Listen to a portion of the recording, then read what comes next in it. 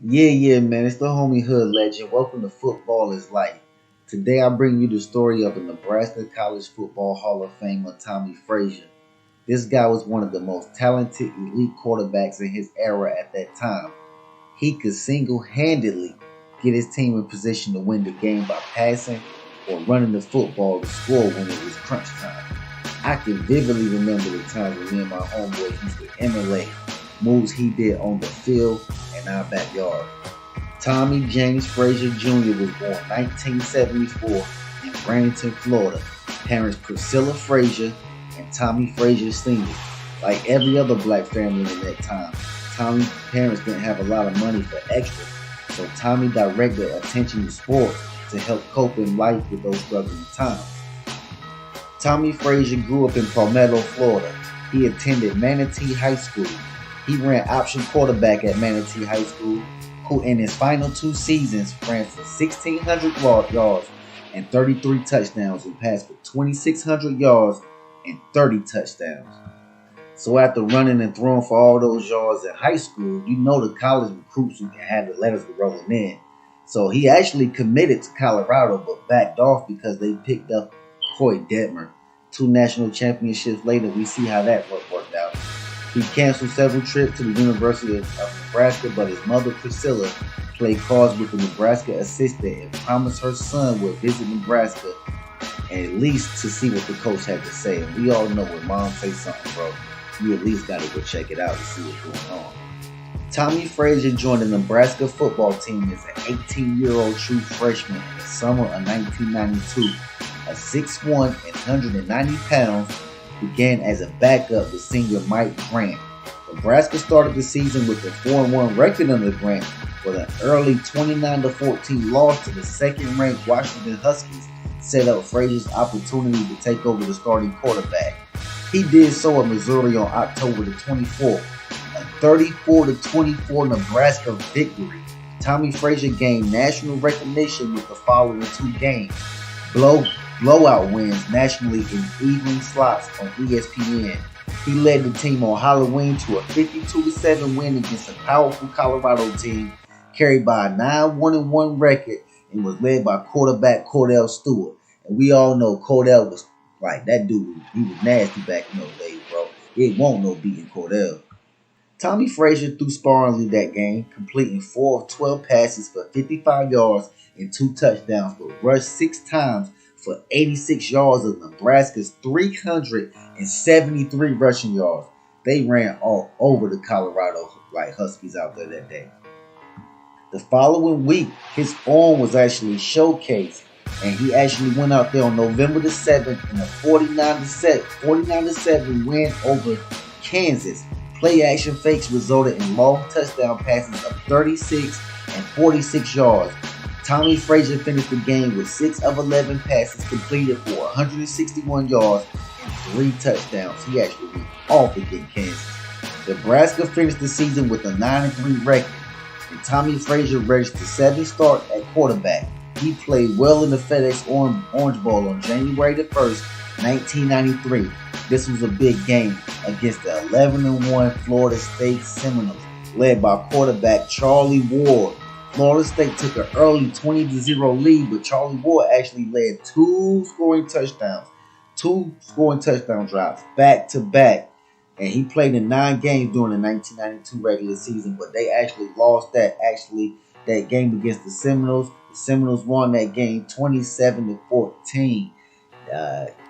Tommie Frazier put up big numbers in that game. During the 9 games in the 1992 regular season, he completed 44 of 100 passes for 727 yards and 1 interception. He rushed for 399 yards and scored 17 touchdowns, rushing and passing combined. His longest run was 52 yards against Iowa State on November the 14th. That was pretty good stats for a freshman to go out there and put up stats like that, playing in 9 games. You come in under a senior, and then you're a freshman, and you take the job from him and play in 9 games and put up all those stats like that. It had to play something or do something to your confidence. Going into the 1993 season, he's actually the starter now. The other guy's a senior, he's gone. Now Tommie Frazier is the starter. Frazier helped the Cornhuskers edge past UCLA on September the 18th in what appeared to be a pivotal win that season. He completed 13 of 19 passes for 145 yards and 11-yard touchdown pass in a 14-13 victory over the UCLA Bruins, who had the Pac-10's top pass defense. That was major. And with all that being said, this enabled Nebraska to achieve an undefeated record during the regular season in the 1993 season. Tommie Frazier rushed for over 1,000 yards through the regular season, and postseason through the official total is lowered due to negative yardage from sacks. He rushed for 9 touchdowns with the longest run of 58 yards and completed 77 of 162 passes for 12 touchdowns, 4 interceptions, and 1,159 yards in 11 games. His longest pass of the play of the season was a 60-yard touchdown to wingback Corey Dixon on October the 30th against the Colorado Buffaloes. This guy was Lamar Jackson for Lamar Jackson. He was Michael Vick before Michael Vick. This guy, Tommie Frazier, put up big numbers.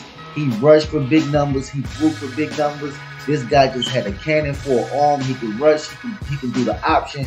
He was the main one that had all these guys at Nebraska doing the option.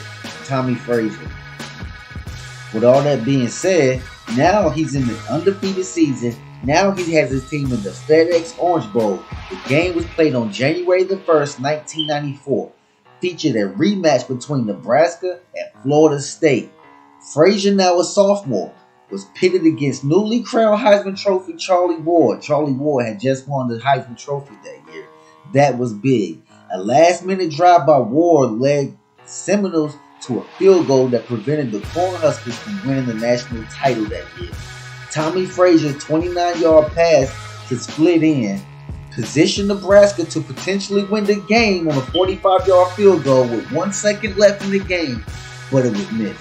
Wildly.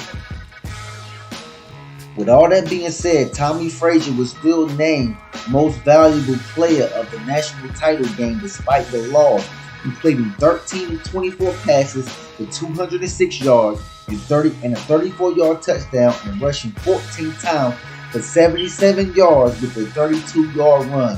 The Cornhuskers finished that season with an 11-1 record, and the only loss came in the national championship against the Heisman Trophy winner Charlie Ward. Now we get into the 1994 season. This is the season where Tommie Frazier didn't really play that many games, bro. He played probably a max of 4 games, and I just don't get what was going on. I get what was going on. It just had to do with injuries and blood clot in his legs, and that led to him not playing a lot in that 1994 season. But all in all, he started the season out very, very, very good. He was considered for Heisman Trophy candidate in the first half of the 1994 season, but missed the second half due to a blood clot in his leg. He gave an explosive performance against West Virginia on August the 28th. He completed 8 of 16 passes for 100 yards and ran 12 times for 130 yards and scored on an 11-yard touchdown pass and runs of 25 and 27 and 42 yards in a 31-0 Nebraska victory. So this guy was putting up big numbers in the beginning of that season and the games that he played. He was considered for the Heisman. Let's not get it confused here. But with all that being said, and him getting hurt and having blood clots in his leg, drop back passer Brooke Berringer led the team back to the FedEx Orange Bowl with a 12-0 record. They were 12-0, undefeated again, bruh. Undefeated again, where the Cornhuskers faced the third-ranked Miami Hurricanes in the national championship game. Frazier started the game. Road to redemption. How does that feel? You started the season off great. You get hurt. Then you can't play. You watch your team still battle and have a 12-0 record. Get to the national championship, and now you're starting. Road to redemption, baby. Tommie Frazier started this game, but was replaced by Berringer after a deep end zone throw on Nebraska's initial drive resulted in a turnover. The Hurricanes gained momentum and led by 17-7 early in the third quarter with 7 minutes left in the game, and the team trailing 17-9. Tom Osborne placed Frazier back in the lineup. Frazier led 2 touchdown drives that gave Nebraska a 24-17 victory over the Miami Hurricanes. Now tell me that doesn't feel good, bro. You get hurt. You get placed on IR. The backup leads the team with 12-0 record. You start the game, get taken out of the game just to get put back in the game to lead your team to 2 touchdown winning drives. That is big, and that's got to be big, and that's got to be major confidence for you. The Cornhuskers celebrated their first national championship title since 1971 and the first coach of Tom Osborne's career. Frazier was again named MVP as, despite the 3-month layoff, he completed 3 of 5 passes for 25 yards and ran 7 times for 31 yards, including the 21-yard option keeper. Now tell me that ain't big. Now we get to the meat and potatoes, bro. This is the 1995 season. Tommie Frazier was back to health in 1995 and led the Cornhuskers through another undefeated campaign. He had a strong arm, though not a particularly accurate one, but it was strong. But by his senior year, he had improved his passing to the point that he completed 56.4% of his passes and had an efficiency rating of 156.1 along with 17 touchdowns. His best passing performance of the season came in a 44-21 victory over Colorado on October the 28th, in which he had 14 completions and 23 attempts against a 10-2 Colorado Buffaloes team. He threw for 241 yards with 2 scores in that game, including a 52-yard touchdown to wingback Lester Johnson. This performance put Tommie Frazier into consideration for the Heisman Trophy, though he would finish the season as runner-up to Ohio State's Eddie George. Eddie George put in numbers for Ohio State that year, bro. But I still feel like Tommie Frazier should have won that Heisman Trophy. This guy was second to none. He put up numbers that other people could not put up. I'm telling you, Tommie Frazier was the truth. This 1995 roster was also the truth. He had 2 running backs, Lawrence Phillips and Ahman Green, and they averaged 399.8 rushing yards a game and 52.4 points per game. In that regular season, Tommie Frazier completed 92 of 163 passes for 1,362 yards and 4 interceptions, rushed 97 times for 604 yards and 14 touchdowns, and was never sacked. He was never sacked, bruh. This man went a whole 1995 season a drop-back option quarterback and was never sacked. Are you serious? He was never sacked. That has got to be a stat that's like an accolade within its own. He was never sacked. Nebraska finished the regular season with an 11-0 record where they matched with the 12-0 Florida Gators in the Tostitos Fiesta Bowl on January the 2nd, 1996.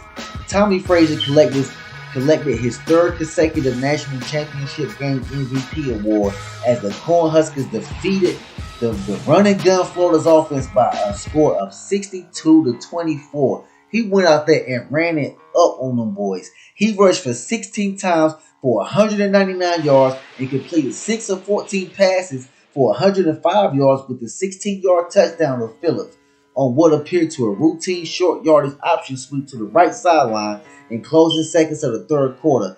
Frazier kept the ball, turned upfield, and broke 7 tackles in his career-high 75-yard touchdown run that was named by Sports Illustrated one of college football's greatest plays ever.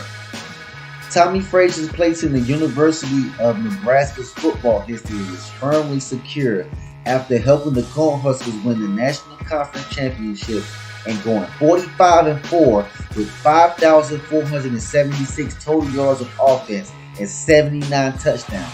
With his jersey number being retired in 1996, he was listed as one of the greatest college players of the century, according to Sports Magazine. On May 7, 2013, Tommie Frazier was elected to the College Football Hall of Fame. Frazier became eligible in 2006, and despite his many accomplishments on the field, it took 7 years for the committee to vote him in of the Hall of Fame after everything he did in college football. After all this, Tommie Frazier played in the East-West Shrine game. It was showcasing Frazier's skill set for many NFL scouts in attendance. But before the NFL scouting combine, he experienced more problems with blood clots.